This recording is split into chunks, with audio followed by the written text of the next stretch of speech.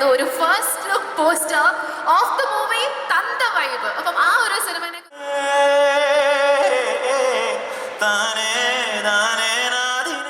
the captain of the ship, director Arun D.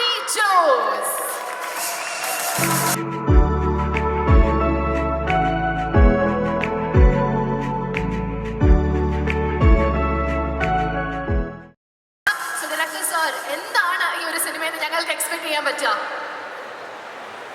നമസ്കാരം.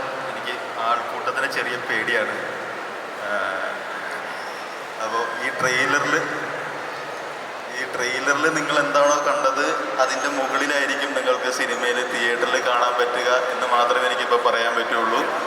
കുറേ surprising എലമെൻറ്റുകളും പാക്കേജുകളും ഉണ്ട്.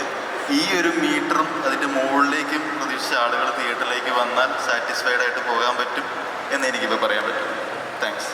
ഓക്കെ, സോ അരുൺ സാറിൻ്റെ 3 സിനിമകളിലും ഒരു കോമൺ ഫാക്ടർ ഉണ്ട്. അത് മറ്റാരുമല്ല, നമ്മുടെ സ്വന്തം മാത്യു തോമസ് ആണ്. അപ്പം നിങ്ങൾക്കിടയിൽ ഒരു റൊമാൻസ് ഉണ്ടോ? അനിയനെ പോലെയാണ്. സ്വാഭാവികമായിട്ടും റൊമാൻസ്. എന്താണോ റൊമാൻസിന്റെ മീനിങ് അത് ഞങ്ങൾക്കിടയിലുണ്ട്. പെർഫെക്റ്റ്. സോ നമ്മുടെ ഈ ഇവന്റ് സ്റ്റാർട്ട് ചെയ്യുന്നതിന് മുന്നേ ഞങ്ങൾ ചെറുതായിട്ട് ഈ പോസ്റ്ററൊക്കെ ഒന്ന് ഡീകോഡ് ചെയ്യാൻ പറ്റുമോ എന്നിങ്ങനെ നോക്കുമായിരുന്നു. അപ്പോൾ അതിൽ മെയിനായിട്ട് ഞങ്ങളുടെ എല്ലാവരുടെയും ശ്രദ്ധ അട്രാക്ട് ചെയ്ത ഒരു സംഭവമുണ്ട്. ഒരു ഹണി ബി, തേനീച്ച. കണ്ടില്ലേ നമ്മൾ? എന്തെങ്കിലും കണക്ഷൻ ഉണ്ടോ? ഡയറക്ടർ ബ്രില്യൻസ് ആണോ അതോ ഡിസൈനർ വെറുതെ ഇട്ടതാണോ?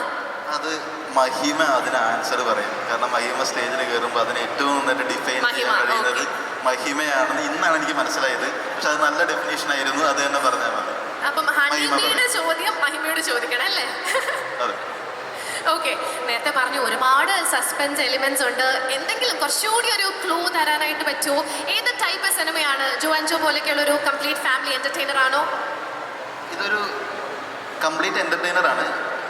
അത് ഏത് ജോണറിൽ വരും എന്നുള്ളത് എക്സാക്ട്ലി പറയാൻ പറ്റില്ല. പക്ഷെ ഹ്യൂമറിൽ പറഞ്ഞു പോകുന്ന എന്റർടൈനർ ആണ്. അതിനകത്ത് ത്രില്ലർ ഉണ്ടാവും, സസ്പെൻസ് ഉണ്ടാകും. കംപ്ലീറ്റ് പാക്കേജ് എന്നുള്ള രീതിയിൽ പിടിക്കാം. So thank you so much sir. Director sir അധികം ഒന്നും വിട്ട് പറഞ്ഞില്ല. ബാക്കി നിങ്ങൾ സിനിമ തിയേറ്ററിൽ കണ്ട് മനസ്സിലാക്കാനായിട്ടാണ് പറയുന്നത്. So thank you. സ്റ്റേജിൽ തന്നെ സാർ നിൽക്കണമെന്ന് റിക്വസ്റ്റ് ചെയ്യാണ്. അടുത്തതായി സ്റ്റേജിലേക്ക് ഇൻവൈറ്റ് ചെയ്യുന്നത് സിനിമയുടെ പ്രൊഡ്യൂസറിനെയാണ്. With lots of love, with a big round of applause, let's welcome on stage producer Ashiq Usman.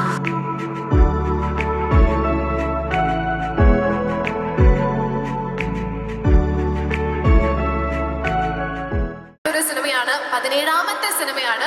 So as A producer എന്താണ് ഈ ഒരു സിനിമയെ കുറിച്ച് പറയാനായിട്ടുള്ളത്?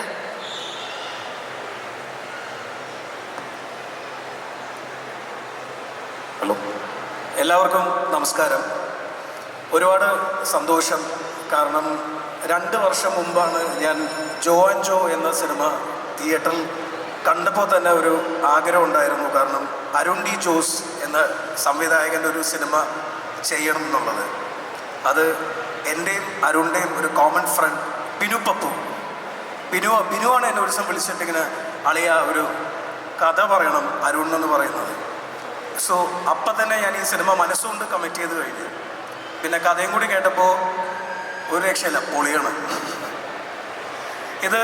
എന്തായാലും പിന്നെ എനിക്കൊരു ഭയങ്കര എക്സ്പീരിയൻസ് ആയിരുന്നു. കാരണം യുവതലമുറയിലുള്ള എല്ലാ ആളുകളും ഈ സിനിമയിലുണ്ട്. അർജുൻ, മാത്യു, സംഗീത്, ശ്യാം, മഹിമ, പിന്നെ നമ്മുടെ സ്വന്തം ഷാജോൻ ചേട്ടൻ.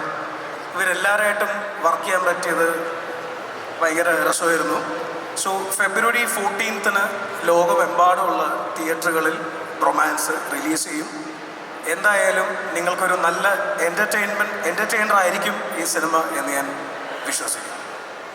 സാറ് പറഞ്ഞതുപോലെ എനിക്ക് തോന്നുന്നു ആഷിഖ് ഉസ്മാൻ പ്രൊഡക്ഷൻസിൻ്റെ പുതിയ സിനിമകളെല്ലാം യൂത്തിനെ ഫോക്കസ് ചെയ്തിട്ടുള്ള സിനിമകളാണ്. റൊമാൻസ് അത് മാത്രമല്ല, കഴിഞ്ഞ ആഴ്ച ഞങ്ങൾക്ക് ചെറിയൊരു പോസ്റ്റർ കിട്ടിയായിരുന്നു. ഒരു first look poster of the movie തന്ത വൈബ്. അപ്പം ആ ഒരു സിനിമയെ കുറിച്ച് എന്തെങ്കിലും അപ്ഡേറ്റ് ഉണ്ടോ സർ? തന്ത വൈബ് മൂസിൻ പാരാരിയാണ് ഡയറക്റ്റ് ചെയ്യുന്നത്. മൂസിൻ അയാൾ കഥ എഴുതിക്കൊണ്ടിരിക്കുകയാണ്. അതിൽ ടൊവിനോ മാത്രമല്ല, ഒരു ഗ്രൂപ്പ് ഓഫ് ആക്ടേഴ്സും ഉണ്ട്. അത് ഈ വർഷം ഷൂട്ട് തുടങ്ങാനുള്ള പ്ലാനിലാണ്. അതുപോലെ തന്നെ ഞങ്ങൾ എല്ലാവരും കാത്തിരിക്കുന്ന മറ്റൊരു സിനിമയാണ് ഓടും കുതിര ചാടും കുതിര, ഫഹദ് ഫാസിലിന്റെ. ആ സിനിമയെ കുറിച്ചും എന്തെങ്കിലും അപ്ഡേറ്റ് പറ്റുമെങ്കിൽ? ഷൂട്ടിംഗ് സ്റ്റാർട്ട് ചെയ്തു? ഇല്ല, അത് കുതിര ഓടിക്കൊണ്ടിരിക്കുകയാണ് ഇപ്പോഴും. ഇപ്പോഴും ഓടുകയാണ്. ഇപ്പോഴും ഓടുകയാണ്. ഇപ്പോഴും ബാംഗ്ലൂരിൽ ഏകദേശം 90 ദിവസമായിട്ട് ഓടിക്കൊണ്ടിരിക്കുകയാണ്. അത് ഇനിയും ഒരു 19 ദിവസം കൂടിയുണ്ട്. മെയ് 16 അത് റിലീസ് ചെയ്യണമെന്നാണ് ഞാൻ ആഗ്രഹിക്കുന്നത്. Okay sir, thank you so much. ഇനി നമ്മളുടെ ഒരു പാട്ട് നമ്മൾ ഓൾറെഡി കേട്ടു. എന്താണ് റോമാൻസ് എന്ന സിനിമയുടെ ആൽബത്തിനെ കുറിച്ച് പറയാനായിട്ടുള്ളത്? റൊമാൻസ് സിനിമ ചെയ്തു തുടങ്ങിയപ്പോൾ 3 പാട്ടും സിനിമ ബാക്ക്ഗ്രൗണ്ട് സ്കോർ തിരുന്ന് കഴിഞ്ഞപ്പോൾ 14 പാട്ടും ആയൊരു പടമാണ്. അപ്പോൾ അതിൻ്റേതായിട്ടുള്ള വ്യത്യാസം എൻ്റെ ദേഹത്തിലുണ്ട്. അത്യാവശ്യം നല്ല രീതിയിൽ പണിയെടുത്തിട്ടുണ്ട്. അത് നിങ്ങൾക്ക് പടം ഇഷ്ടമാണെങ്കിൽ പാട്ടും ഇഷ്ടമാവും, പടം ഇഷ്ടമായില്ലെങ്കിൽ പാട്ടും ഇഷ്ടാവില്ല. അപ്പോൾ എല്ലാവരും പടം പോയി കാണുക. Give us a chance. I think you will like it. Thank you. നമ്മുടെ ഈ കൊടക് വെഡ്ഡിങ് സോങ് കമ്പോസ് ചെയ്ത എക്സ്പീരിയൻസ് എങ്ങനെ ഉണ്ടായിരുന്നു? ചാലഞ്ചിങ് ആയിരുന്നു? അതിൻ്റെ അർത്ഥമൊക്കെ മനസ്സിലായോ? ഇല്ല, ഇവൻ്റെ കൂടെയുള്ള എല്ലാം ചാലഞ്ചിങ് ആണ്. കുറച്ച് പണിയാണ് സാധനം മേടിച്ചെടുക്കുക. പക്ഷേ ഫൺ. പുതിയ എക്സ്പീരിയൻസ്, പുതിയ എൻജോയ് ഞാനായിരുന്നു ചെയ്തത്. കംഫർട്ട് സോൺ ബ്രേക്ക് ചെയ്യാനായിട്ട് ഇങ്ങനത്തെ കുറച്ച് ആൾക്കാരെ കൂടെ കൊണ്ടുനടക്കാറുണ്ട്. നമുക്ക് എല്ലാവർക്കും അറിയാം, അദ്ദേഹം നല്ലൊരു മ്യൂസീഷ്യൻ മാത്രമല്ല നല്ലൊരു സിംഗറും കൂടിയാണ്.